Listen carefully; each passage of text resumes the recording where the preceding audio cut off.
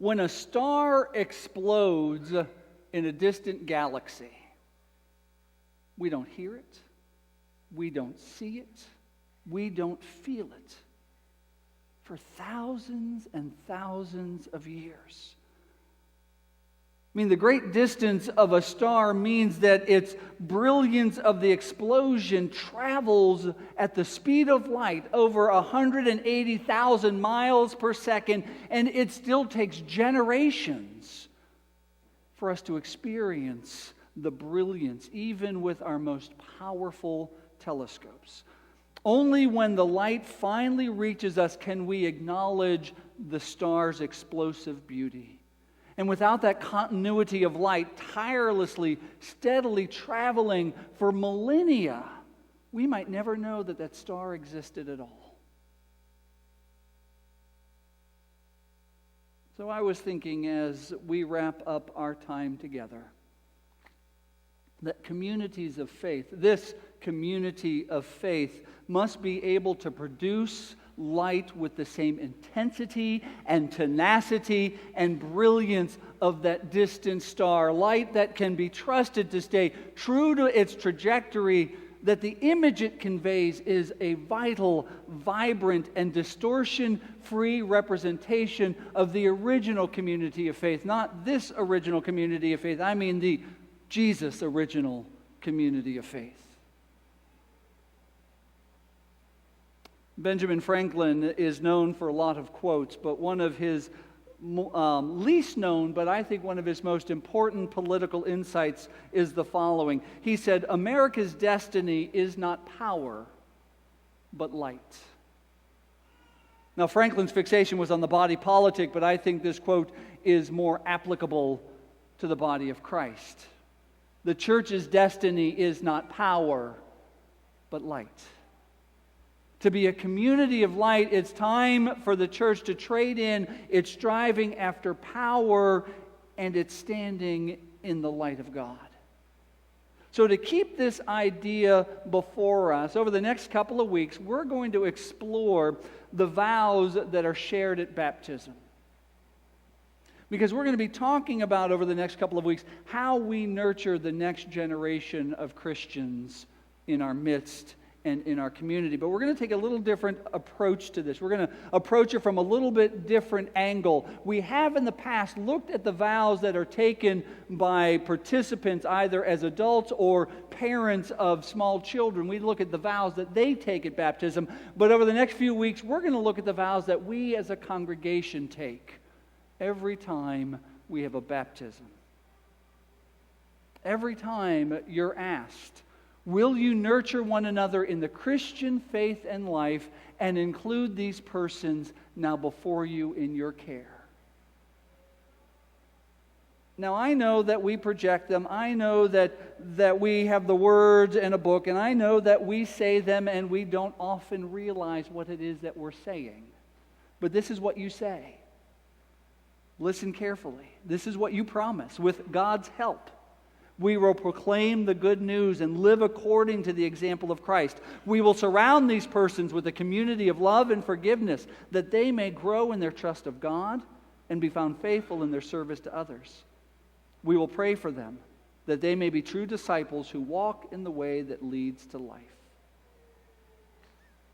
I find it interesting how often people within the church will question a parent about how seriously they're taking the baptismal vows that they accept for their children. So I would ask you, how are you doing with your vows? How are you doing being the light of Christ in this church and in this community? Sherry already shared with us one of the most brilliant and dazzling rays of light that we as a community follow. It's been called the greatest commandment. In Deuteronomy, it is called the Shema. Listen as I read from Deuteronomy 6, verses 1 through 9. You can also follow along. Now this is the commandment, the statutes and the ordinances that the Lord your God charged me to teach you to observe in the land that you are about to cross into and occupy, so that you and your children and your children's children may fear the Lord your God all the days of your life, and keep all his decrees and his commandments that I am commanding you, so that your days may be long. Hear, therefore, O Israel, and observe them diligently, so that it may go well with you, and so that you may multiply greatly in a land flowing with milk and honey, as the Lord, the God of your ancestors, has promised you. Hear, O Israel, the Lord is our God, the Lord alone. You shall love the Lord your God with all your heart, and with all your soul, and with all your might. Keep these words that I am commanding you today in your heart. Recite them to your children, and talk about them when you are at home and when you are away, when you lie down and when you rise. Bind them as a sign on your hand, fix them as an emblem on your forehead, and write them on the doorposts of your house and on your gates. These beloved words that are memorized by the Hebrew people, that are quoted by Jesus in the New Testament, not only encapsulates the heart of Jewish monotheism, it also provides some specific directives for generational revitalization. It gives us directions of what to practice daily so that we can experience the brilliance and power of God throughout each and every generation. So after Deuteronomy 6, verse 4, entreats Israel to hear and to repeat the oneness of God, it goes on in verse 7 to call for the instructions to the next generation, to recite them to your children. And this commandment also calls for the Shema's truth to be repeated, whether the Israelites are at home in Israel or whether they are taken off dispersed in some strange alien land. And so Deuteronomy goes on to translate some powerful symbols of what people can do in order to keep this ever before them. This past week, I had the opportunity to sit with one of my good friends as he grieved the loss of his father. My good friend is Jewish, and we run together, and it was an honor for me to be invited to the family's house prior to the funeral for dinner the day before. I'm the closest thing to a rabbi that my friend knows. His mother, every time my friend moves, calls me and says, "Don't forget, you need to put up his mezuzah when he gets to his new house." I have to fly to Dubai to his new house so I can do that for him. The things you do for your friends. So I'm at this funeral. I had never been to a Jewish funeral. And another friend of his was standing next to me explaining everything that was going on.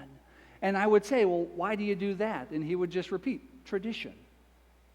And I said, "Well, why do you do that?" "Tradition."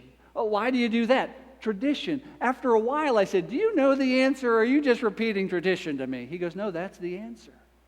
It's to remind us of what our people have done throughout the centuries and the generations." And so one of the major traditions within Judaism, if you go to a Jewish home, you're usually able to tell that it is a Jewish home because of the presence, as I said, of a mezuzah. Who knows what a mezuzah is? Oh, good, we've done our work. A mezuzah is a small enclosed container that's affixated to the upper third of a doorway of a Jewish home. And it actually has a particular angle. It has to be placed at particular prayers that have to be said. And by putting the mezuzah up, it literally fulfills the words in Deuteronomy that you will affix my words to your doorpost. Rolled up inside the mezuzah is a little scroll, and on the scroll are printed the words of Deuteronomy 6, 4 through 9 that we just heard, and also Deuteronomy 11, 13 through 29. That's just on one side of the little scroll. On the other side of the scroll are printed a single word, Shaddai, Almighty. And usually there's a little window in the mezuzah, and the word Shaddai, Almighty, pierced through the window, so that every time you go into the home, you know that the Almighty is present. In very observant Jewish homes, a mezuzah is hung up in every doorway of every room, so it is a visible symbol that every room that you enter, the presence of God is already there. Another symbol connected to the same Shema are tefillin or phylacteries. All right, hard one. Who knows what a tefillin is? Ooh, not so many people. You're going to know after today. A tefillin is a small leather box. And it's a reminder and symbol of faith. And the tefillin is attached by a strap down your arm, and it rests in the palm of your hand, this little leather box. And there's another little leather box that affixes to your forehead that you wrap and tie to your forehead per Deuteronomy 6:8. Affix these to your hands and to your forehead.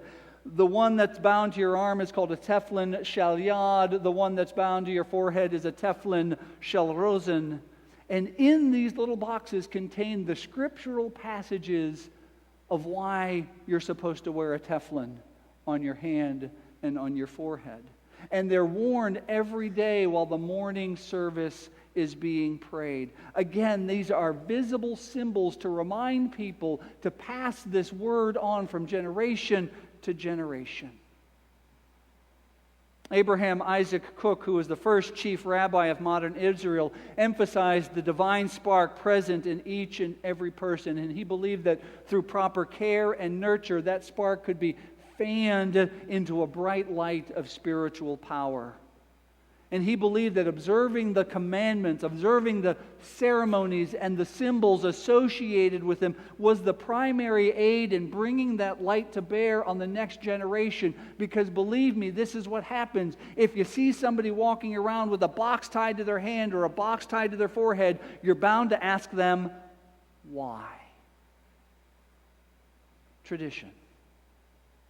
And then they would go on to explain the importance of the tradition. This is what Cook said. He said, all practices, commandments, and customs are nothing but so many vessels containing a few sparks of this great light from above.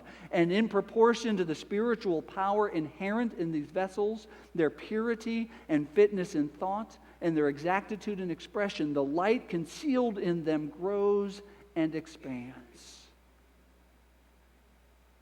I believe every generation needs to find out what our mezuzah is going to be and put it up. I think every generation needs to find out what our tefillin is going to be and to wear and to practice it daily so the next generation will ask, why are you doing that? And so that we can maybe perhaps enter into a conversation of our faith, because I truly believe our faith is one generation away from extinction at all times. So when these traditions are successfully passed on from father to son, mother to daughter, we pass the light of faithfulness on into the future. No matter how important any sign, no matter how important your faith may be, it will disappear from sight in the twinkling of an eye if there is no new generation to pick up and carry that light. Only those facets of our faith that burn brightly through everyday use will give off a sheen that's attractive to the next generation. So can we ensure that the next generation will be a generation of stargazers, fascinated and inspired by the light of faith that shines on them from a great distance, yet shines with intensity and clarity? Will we help them reach out to the stars and touch the history of great faithfulness and love which they radiate through the eons? I guess my only plea is, please don't let the lights go out. Let us pray.